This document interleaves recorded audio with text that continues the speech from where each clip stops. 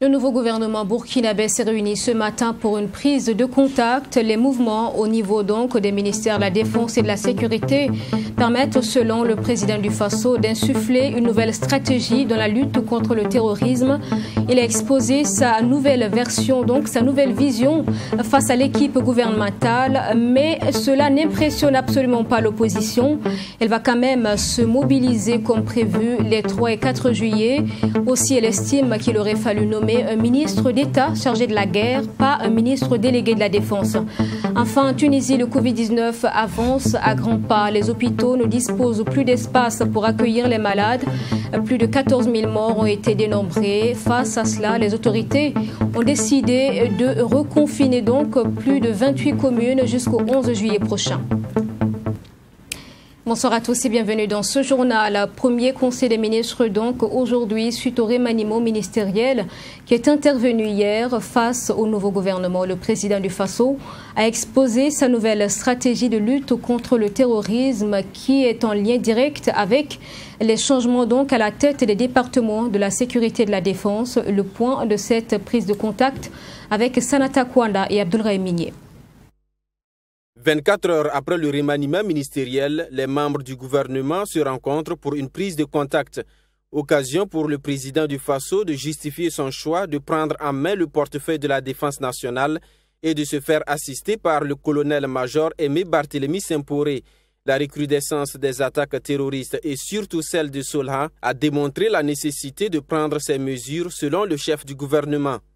L'attaque de Solha a servi de détonateur. Des détonateurs parce que ça a permis de mettre en évidence un certain nombre de dysfonctionnements au niveau de notre dispositif de défense et de sécurité. Et dans la réflexion globale que le chef de l'État a menée, il a intégré cette situation-là au niveau des décisions qui ont été prises tout récemment. Ça a permis de recentrer un peu notre vision et de faire en sorte qu'un nouveau dispositif soit mis en place pour que nous puissions avoir davantage d'efficacité dans la lutte contre le terrorisme. Le portefeuille de la sécurité est désormais assuré par Maxime Koné et le chef du gouvernement se dit confiant que c'est un bon choix qui permettra aux forces de sécurité d'appuyer l'armée dans les zones à fort défi sécuritaire. La sécurité intérieure doit être revisitée du point de vue de la stratégie et réorganisée pour pouvoir occuper justement le terrain que les militaires seront appelés à libérer dans toutes leurs opérations militaires qui ont connu beaucoup de succès, mais qui ont connu également des insuffisances parce que la relève qui devait être opérée au niveau de la sécurité intérieure n'a pas été toujours au rendez-vous et ça a posé un certain nombre de problèmes. Je pense qu'aujourd'hui, avec l'arrivée de M. Maxime Koné à la tête de la sécurité, nous allons procéder à cette redistribution du dispositif sécuritaire au niveau national et faire en sorte que notre volonté de réoccuper le terrain pour permettre aux personnes déplacées internes de pouvoir retourner sur leur territoire, de pouvoir se réinstaller, de pouvoir contribuer au développement économique et social de notre pays par la production, que ce retour-là puisse se faire dans de très bonnes conditions. Maxime Koné a été remplacé au poste de ministre délégué chargé de l'intégration africaine par Clarisse Woba. Le Premier ministre a par ailleurs invité la population à répondre favorablement à l'appel du président du Faso invitant à l'union et à la solidarité face au terrorisme. Pour lui, l'heure n'est pas aux marches de protestation. Et comme je vous le disais en titre, l'opposition n'est absolument pas impressionnée par la démarche du gouvernement. Le remaniement ne lui convient pas. Elle attend de voir les résultats sur le terrain. L'opposition va finalement tenir, et comme prévu donc, sa marche du 3 et du 4 juillet prochain. On écoute le président donc, Edi Komboigo. Ce remaniement, nous osons croire que ça sera la solution, mais nous entendons directement sur les résultats sur le terrain. Nous constatons que par ce remaniement, nous constatons deux choses. D'abord, l'absence de confiance à nos forces de défense et de sécurité, aux spécialistes de la défense et de sécurité. Parce que nous avons constaté que le président Roch-Marc Christian Kaboré lui-même a pris le poste de ministre de la Défense. C'est très bien. Mais on se souvient que dès 2015, il avait été ministre de la Défense. Mais nous n'avons pas vu de résultats.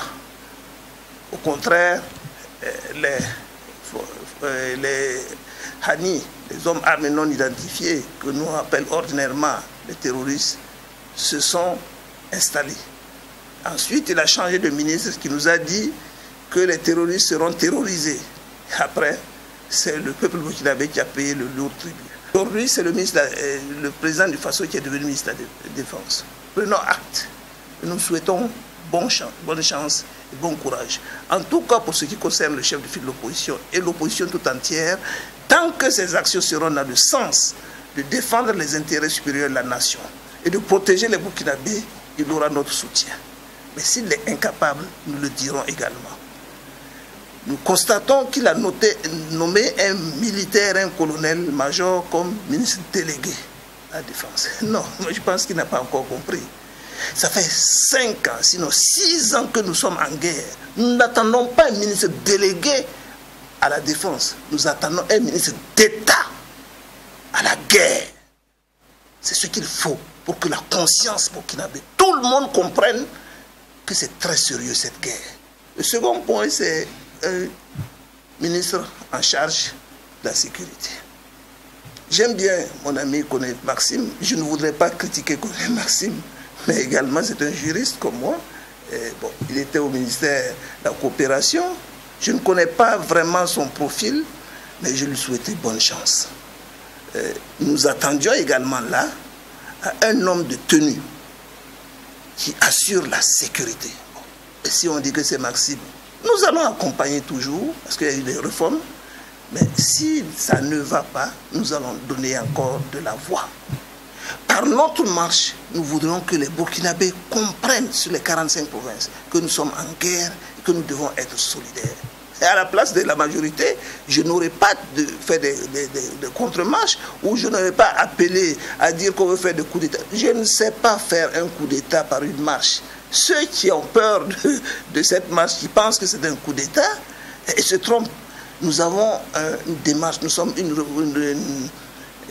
une opposition républicaine avec une démarche pédagogique vis-à-vis de nos populations. Des propos recueillis par Joseph Yao dans la suite de ce journal, sortie de promotion ce jeudi des premiers attachés de santé en hémodialyse. Ils sont au nombre de 35 à avoir reçu leurs attestations de fin de formation. Sous le regard du patron de la cérémonie organisée pour l'occasion, le ministre en charge de la santé, qui n'a pas manqué d'encourager ces nouveaux professionnels de la santé. Yassan Sawargo. Ils sont au nombre de 35 à recevoir leur parchemin de fin de formation en hémodialyse. Ces impétrants sont le fruit de l'École nationale de santé publique de Ouagadougou. Ils se disent prêts à servir après 2 années de formation. Notre tâche, c'est essentiellement la dialyse. Les patients en phase terminale d'insuffisance rénale sont confiés aux attachés en hémodialyse. La dialyse consiste c'est une aspiration de sang extra-rénal. Donc les patients viennent, on les branche sur des générateurs. Les générateurs là sont chargés de purer le sang, enlever les déchets qui se trouvent au niveau du sang. Parce que c'est des patients qui n'arrivent pas à épurer en temps normal leur sang. Cette première promotion a pour nom de baptême professeur Gérard Koulibaly. Présent à cette cérémonie de sortie, le professeur Gérard Koulibaly a traduit toute sa satisfaction à l'endroit des attachés de santé en hémodialyse qui voient en lui un modèle. À l'endroit de ses impétrants, il a prodigué des conseils et loué leur courage. Je suis très heureux que cette cérémonie ait pu avoir lieu et donc qui met à jour tous les efforts qui ont été fournis et d'abord par nos autorités ministérielles, au niveau du ministère de la Santé, ministère de la Fonction publique, et également les efforts fournis au niveau de l'École nationale de la santé publique et les efforts de tout le corps enseignant et que je salue infiniment et je salue énormément pour tous les efforts qu'ils ont consentis pour permettre à cette filière d'être mise en route. Et c'est aussi l'occasion pour moi de féliciter les lauréats et qui n'ont pas du tout suivi cette formation dans des conditions faciles, c'est plutôt difficile, puisqu'ils étaient obligés d'allier à la fois le travail dans le service et les études. Donc ceci n'est pas si évident que ça. Une cérémonie qui était placée sous le patronage du ministre de la Santé. Il a été représenté à cette cérémonie par son conseiller technique, qui a d'ailleurs livré son message aux impétrants. Le message essentiel que le ministre voudrait donner, c'est le message d'encouragement, de félicitations à cette première promotion d'attachés de santé en hémodialyse, parce que ça n'a jamais existé dans notre pays. C'est une filière qui n'est pas courante même dans la sous-région. Et c'est avec fierté que le Burkina, le ministère de la Santé a pu en tout cas produire ces attachés qui vont spécifiquement servir dans les services d'hémodialyse, parce que de plus en plus, comme vous le savez, malheureusement, le nombre de malades qui nécessitent une hémodialyse augmente dans notre pays. Et donc, c'est vraiment à point nommé que ces attachés-là puissent sortir aujourd'hui. Rappelons que cette sortie des promotions, qui compte à son sein 35 attachés de santé en hémodialyse, est une première à l'École nationale de santé publique au Burkina Faso. Et plus tôt, hier mercredi, les résultats du brevet d'études du premier cycle BEPC ont été proclamés. Pour être au centre de ce moment plein d'émotions, nous avons dépêché l'une de nos équipes au lycée Saint-Viateur de Ouagadougou. Les émotions vécues par les candidats vont de la tristesse à la joie avec une intensité impossible à cacher. Image avec Samira Ouedraogo et Abaka Mahmad.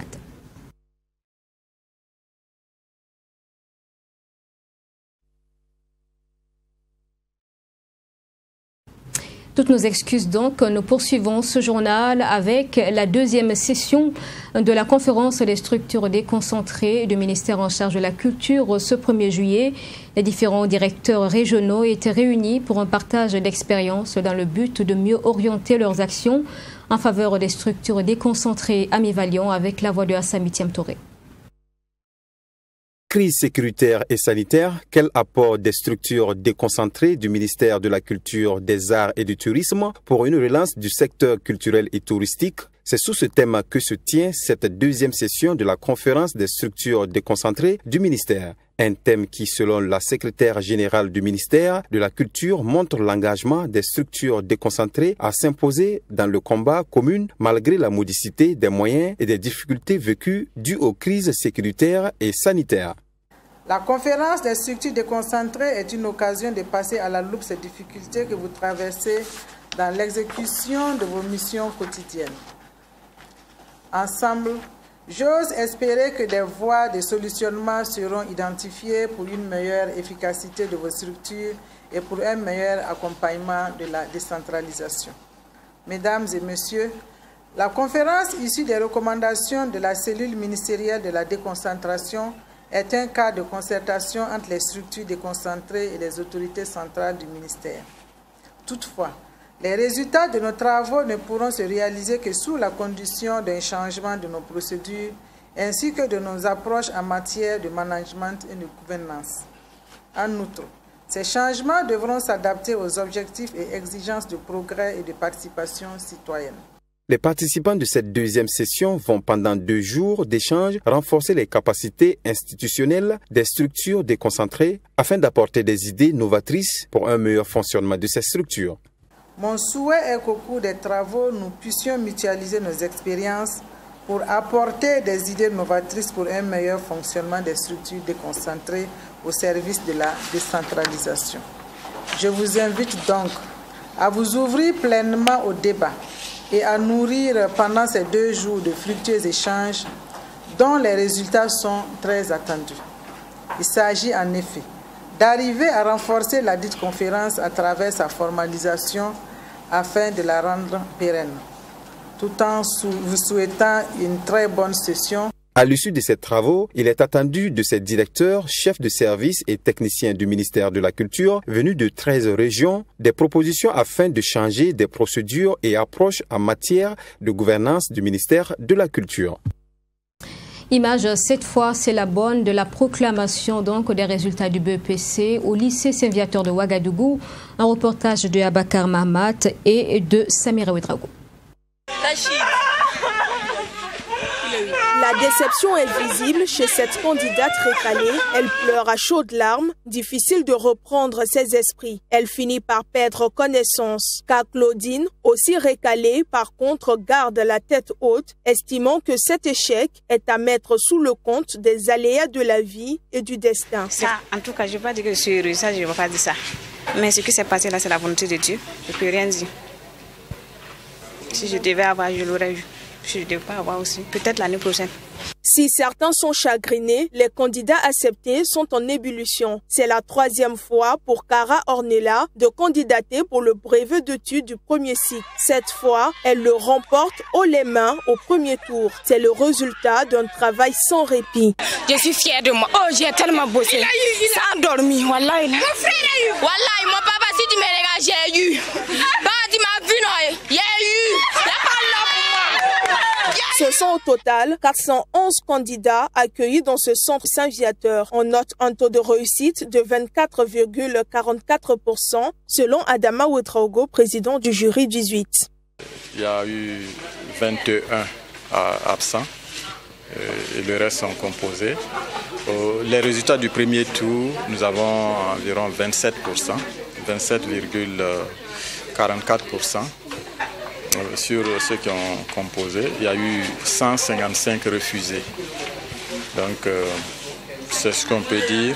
Vous voulez les résultats en garçons-filles, on peut dire qu'il y a 50 admis garçons et 57 filles. Les candidats admis au second tour sont encouragés à redoubler d'efforts en français et en mathématiques pour espérer être admis à la seconde session. Vista Bank, c'est désormais la nouvelle appellation de la BICIAB, la Banque internationale pour le commerce, l'industrie et l'agriculture du Burkina. La majorité des actions de BNP Paribas au capital donc de la BICIAB est en effet désormais priorité du groupe Vista. Vous comprendrez mieux dans ce reportage de conférence de presse tenue ce 1er juillet. C'est avec Fatima Tanikiema et Baraki Sarabdo. Vista Bank, cette institution bancaire déjà présente dans plusieurs pays africains, s'installe au Burkina Faso. Et cela en remplacement de la Banque internationale pour le commerce, l'industrie et l'agriculture du Burkina Faso, BICIAB. Selon le président du groupe Vista Bank, cette acquisition de la filiale de BNP Paribas au Burkina Faso, qui n'est autre que la BICIAB, se veut stratégique. L'objectif, c'est de pouvoir en fait lier des zones économiques qui ont des synergies, qui ont du sens. Et si vous regardez la ZMAO dans les pays où nous opérons aujourd'hui, les pays de l'UEMOA, c'est une mini CEDEAO sans le Nigeria et le Ghana. Voilà, donc liquer ça ensuite à la CEMAC, ça nous permettra d'être 20 pays en 2025. C'est tout. Le Burkina Faso nous servira effectivement de base, de tremplin, pour pouvoir opérer dans toute la zone. Le Burkina Faso en tremplin pour une expansion future, mais aussi un pays pour mettre en œuvre une stratégie commerciale tournée vers le numérique. Selon le directeur général de Vista Bank Burkina, des solutions innovantes seront intégrées au profit de sa clientèle. Il s'agit entre autres de la possibilité d'accès à la banque à distance. En plus de la solution qui leur est offerte aujourd'hui par les opérateurs téléphoniques pour faire par exemple les paiements de vos factures, pour faire des transferts d'argent, wallet to wallet, ça, notre système core banking va pouvoir offrir cela sans être obligé d'être chez un opérateur. Vous serez obligé d'être chez plusieurs opérateurs pour avoir ces services-là. Nous allons l'intégrer directement. Ce qui permettra à ce que la plupart de nos clients n'aient plus besoin de se déplacer en agence et ils viendront en agence peut-être juste pour des opérations qu'on fait peut-être chaque 1, 2 ou 3 ans, notamment sur les prêts. Le financement de l'agriculture des petites et moyennes entreprises est également au cœur des ambitions de Vista Bank.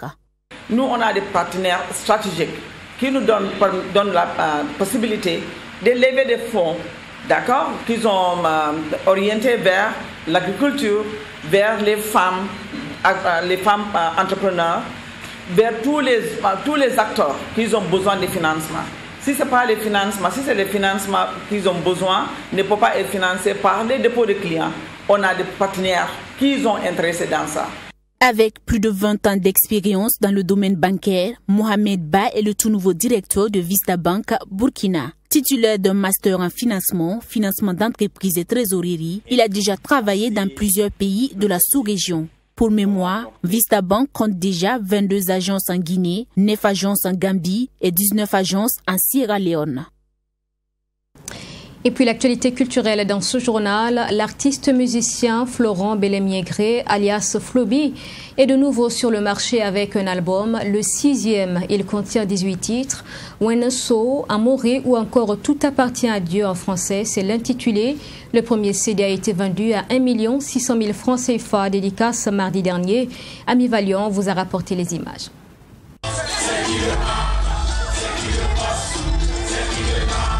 Wenso, c'est le titre du nouvel album de l'artiste Floby. Dans cette œuvre de 18 titres, le Baba National, comme il est affectueusement appelé, aborde des thèmes tels que la paix, l'amour et l'espoir. Il parle aussi de son engagement pour la promotion de la culture burkinabé. Un album enregistré dans de très bonnes conditions, un album très coloré, un album très diversifié, un album composé avec amour. Je me dis que la musique, la langue compte pas. Ce sont les mélodies. Je me dis, parce que j'écoute des musiques que je ne comprends pas, et je me dis que je pourrais quand même aussi me faire écouter ailleurs, même si on ne me comprend pas. Dans cet album, Floby propose des collaborations avec des artistes de renom du Burkina et d'ailleurs, tels que King Mensa du Togo et Soul Banks de la Guinée. Ces collaborations ont pris source dans la sensibilité artistique de Floby et de ses artistes, à en croire le manager Papus Zongo.